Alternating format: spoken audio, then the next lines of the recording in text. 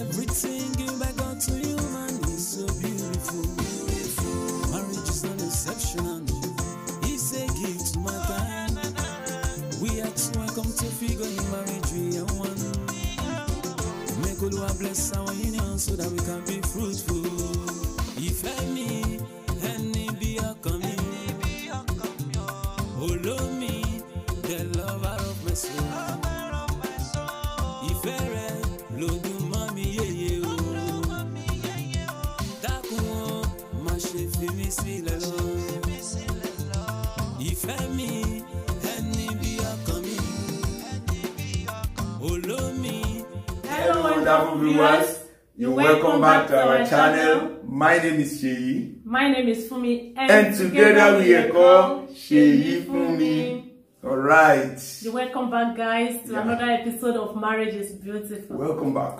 If you're watching our video for the first time, yes, ma'am, we welcome you. And we want to tell you that we love you. Alright. And want you to be part of this family. So click on the subscribe button. Yeah. And don't forget to click on the notification bell so that anytime we upload a new video, you can receive the notification. And if you've been on this channel, you've been watching our video, and you've not subscribed, what are you waiting for? Subscribe. And click on the subscribe button and be part of the family. And still don't forget to click on the notification bell too, so that you can receive the notification anytime we upload a new video. Today, we're going to be talking about a new topic that I love so much. You like it?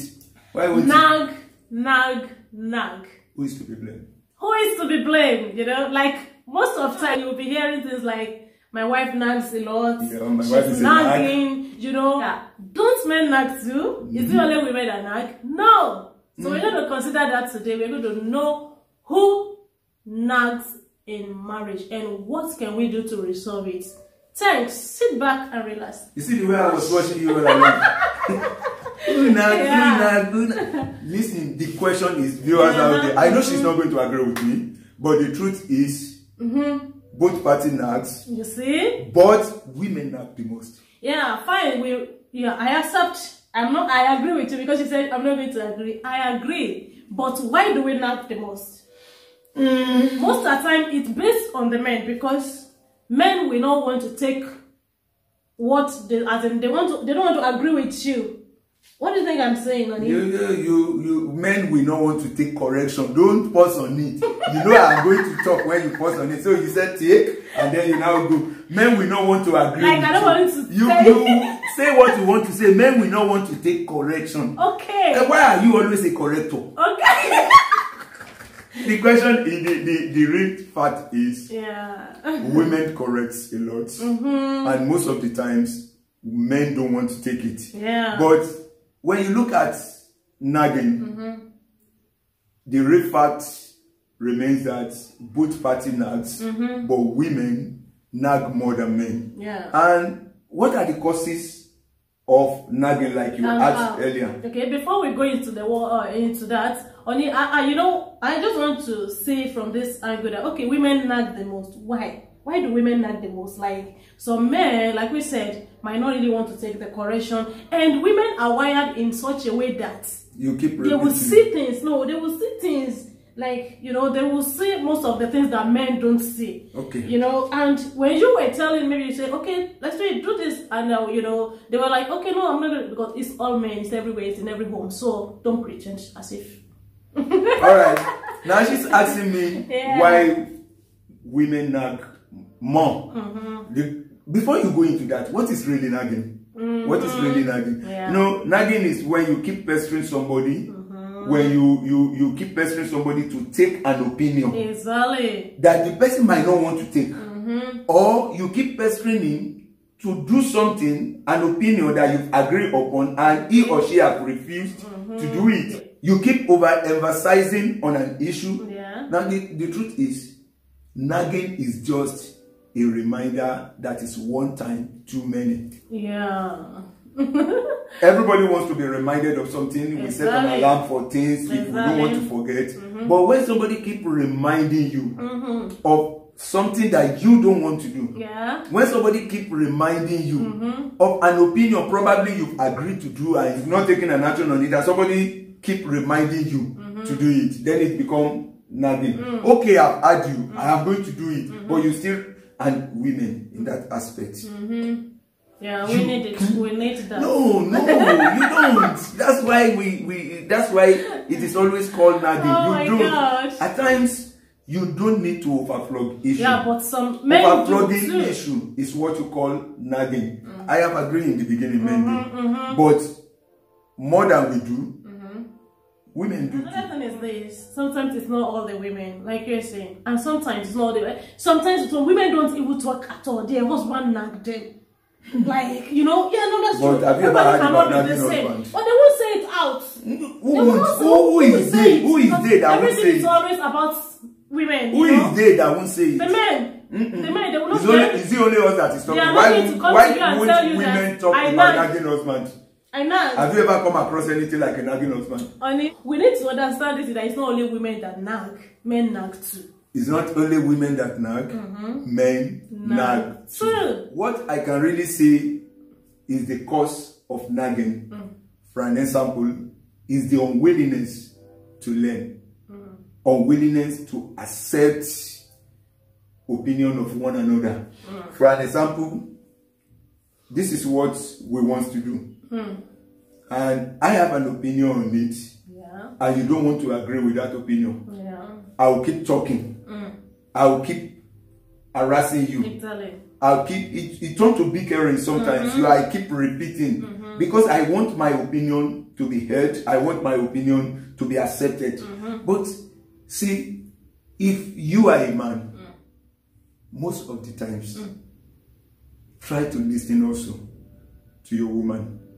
And for women out there, listen to your husband too. You have to come to an agreement on opinion. And if that opinion is not really what you both agree on. On equilibrium. Find a way to reach an equilibrium, an agreement on it. You don't need to push one another. One of the reasons is I want my opinion, you want your opinion, and then it turns to nagging. And another thing is, even if that opinion is not going to work, don't shun that opinion off immediately. See, your opinion or my opinion, let me put it that way, my opinion is me. The totality of me is seen in my opinion. And the moment you drop my opinion without giving it consideration, that means you throw me into trash can. And I'm not going to be happy with it. So even if that opinion won't work, at least give it consideration. And one of the other things is when you don't care enough. When you don't care enough, sometimes it really affects marriages. Like you start nagging, maybe you don't want to take what you're saying. If you're caring enough, there's nothing stopping you from taking what your spouse is saying in the first place. And then you start what I'm saying. Or sometimes, you know, maybe your wife is asking you a question and you're like, oh, must you know everything? Or it might be the husband, it might be the wife, vice versa. So we're like, okay, why are you asking? Must you know everything? What concerns you with that? You started nagging because you're not caring enough. So it's one of the points that we need to emphasize on. It's good to be caring. It will really help your marriage. Honey, we keep talking about nagging, causes, and the rest of it. But we don't consider an issue that even if this nagging keep coming, we can do some things that will stop nagging. For an example, I believe personally that the last point you mentioned, if you become caring enough, you listen to your wife's opinion, you listen to your husband's opinion, you consider him or her before making decision, you allow him or her to be part of that opinion, that you are going to ask him or her to take action on. If I'm part of an opinion and I make an agreement with it, even when you remind me of it, then I will not feel bad about it because I know that I agreed to do. Even when your reminder becomes too much, I'm going to tell you, your reminder is getting too much, but I'm going to do it. But instead of me frowning, instead of me reacting, why don't I just say, okay, I am going to do it. I'm sorry, I've delayed. Then she's not going to talk about it anymore. she's going to allow you to make that step to do it. But when she reminds you that you are not doing what we agree upon, and the next thing is, leave me, you are talking too much, then it becomes, she has to talk about it again, and it becomes an argument. So one of the best way is you admitting that, okay, I didn't do what we agree upon. I am sorry about it. Like you take the fault. Yeah, you take the fault. If it is the woman in this case, take the fault. Okay, Oni, I'm sorry. Okay, I have not taken action. I ought to have done it. I ought to have done it. I'm going to do it. If it is the man, okay, I am going to do it.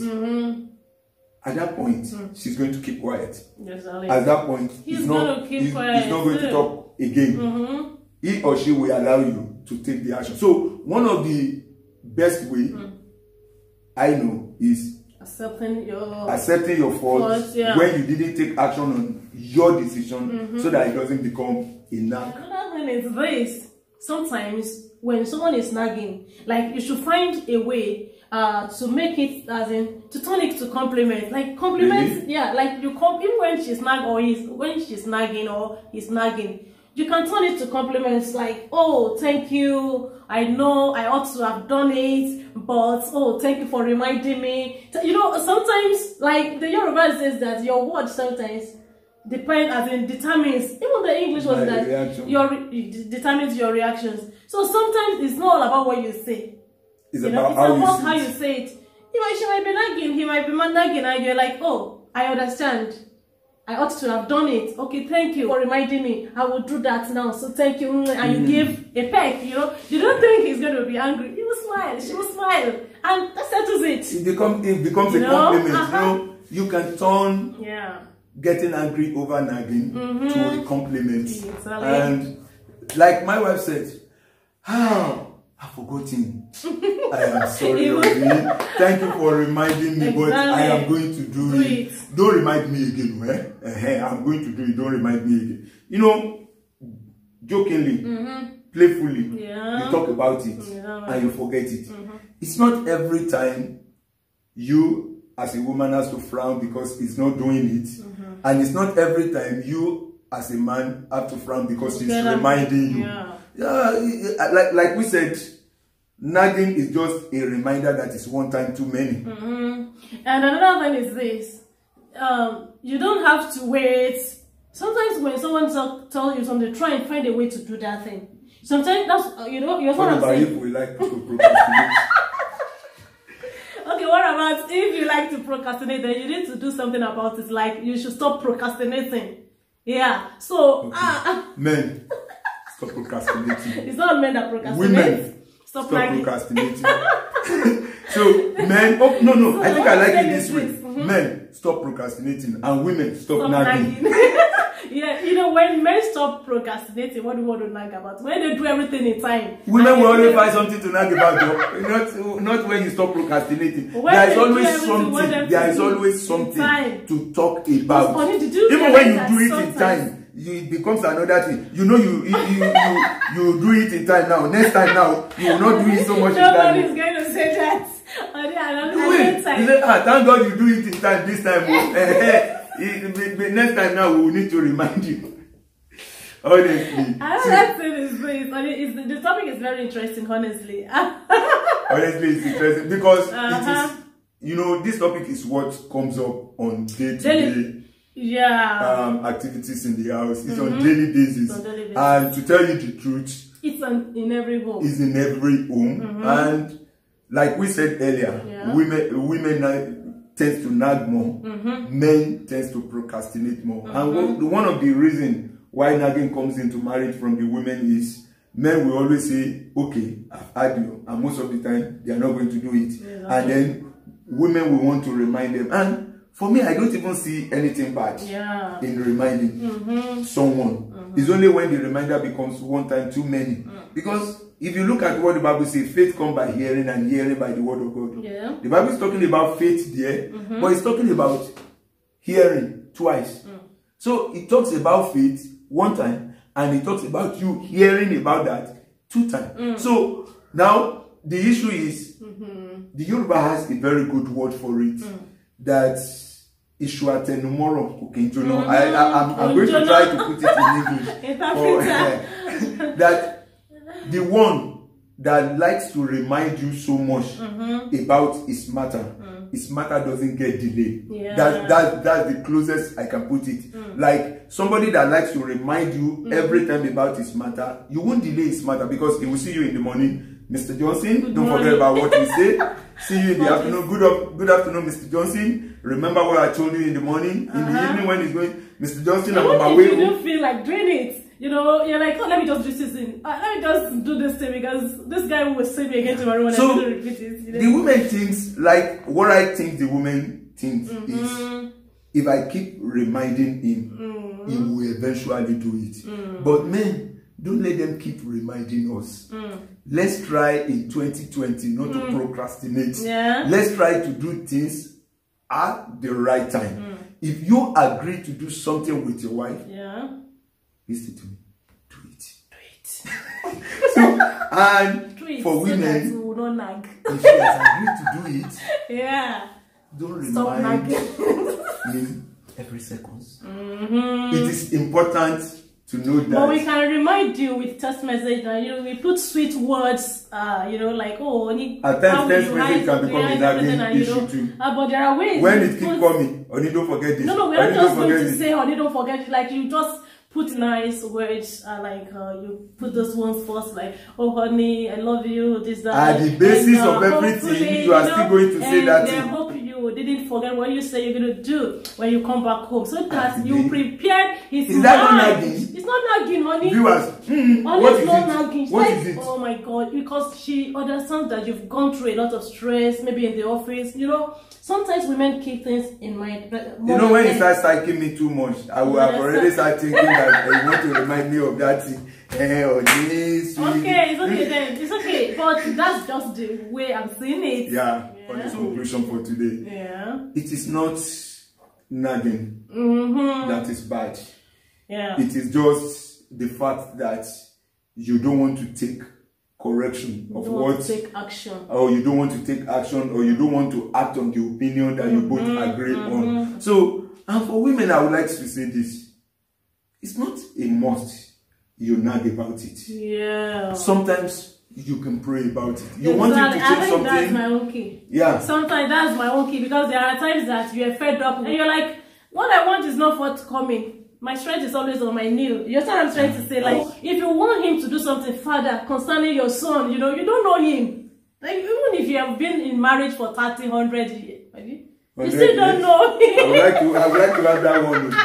So that 100 years I'm still in marriage. You still don't know him. Just go on your knee, talk to God about it, because it has really worked for me. And it's still working until to continue to work. Because so, in essence, we can say, don't nag about it. Don't nag about it. Talk about it. Fine, it's okay. Don't nag about it, but pray about it. Talk about it to God. Yeah, talk about it to Sometimes God can talk to him more than you can. Exactly. God can even change his opinion, his mind towards it. Okay. And you just feel like you will just yeah. Do you know that there were times there's something I've told you several times, you're like this and that. You later came to me after prayer. You came to me. You said, "Honey, you think I don't understand what you're doing? I understand. I'm going to do it." And you are prayed. And I've prayed. God has answered. So I just smiled within me. I was smiling, but I was like, So sometimes you also pray about it. You can keep reminding him, but you can remind God the more to do something about it. We believe that if we can stop nagging in the family, marriage will be much more enjoyable. Marriage will be much more interesting. And for women, and for men rather, this is the way they are wired. Take it. Sometimes just calm with the nagging. Enjoy the nagging. It's part of the marriage. When we say that marriage isn't perfect, part of the imperfection in marriage is what we are discussing. Enjoy the nagging, because they can't do without it. They are wired that way. You know, we've always been saying, even when they are quiet, they are nagging inside them. Yes, like you're quiet, but inside you're like, You know, when you are quiet, my own thing would be, they will not come. What will be the next one? Because you don't even understand her when she's quiet. When she's quiet, it's even better for her to talk. When she's quiet, it's even the worst, because you don't know which one will come next. When she's talking, at least you know the direction of where she's going. Yeah. Okay. But for the quiet ones, it's just like, we don't know what might come up next. So, it's been wonderful trying to talk about nagging. But I still tell you, it's not something that will go in marriage. Completely. If they tell you 100 ways to stop women from nagging or stop men from nagging, 100 ways to stop nagging in your marriage, just do like this. All right. I think it's high time we stop deceiving ourselves. Like, that's what we are saying here. Yeah. Many people won't understand. Oh, you know, they do argue. Like, we do tell people, argument is not what you can take out of marriage. It won't it's stop. In every home. It can't stop. Can't be taken out of marriage, but it can be reduced. But you know, we said that there are heavy arguments, like we said, and there are nice, good nagging too. So, and there are ways that you healthy nagging. Yes, there are healthy nagging. The only thing I want to do us out there is nagging. Let me talk now.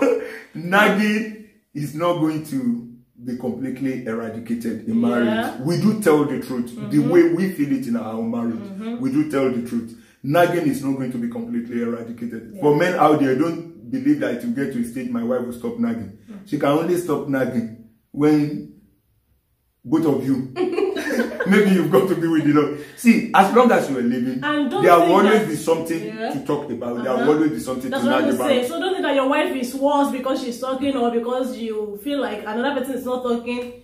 Enjoy what you have. I'm talking to my wife now. My wife is not nagging. Maybe to them over there. Listen, every woman nags. Every woman nags. And even every man do every man is also stubborn. So as long as you are stubborn, expect your wife to nag. And there is no way, sometimes it's not even stubbornness, especially it's just the ego. If the woman loves you and she don't want you to do things that, you understand what I'm saying? Because there are some women that will just be looking at you. Kilo coming. Whatever he likes, let him do. Whatever happened to him. But when the marriage gets to the stage of I don't care, then that marriage is definitely going to hit the rocks. So nagging comes, enjoy it, but it can be reduced. For women out there, remind him a little than you are doing now. And men, don't procrastinate too much.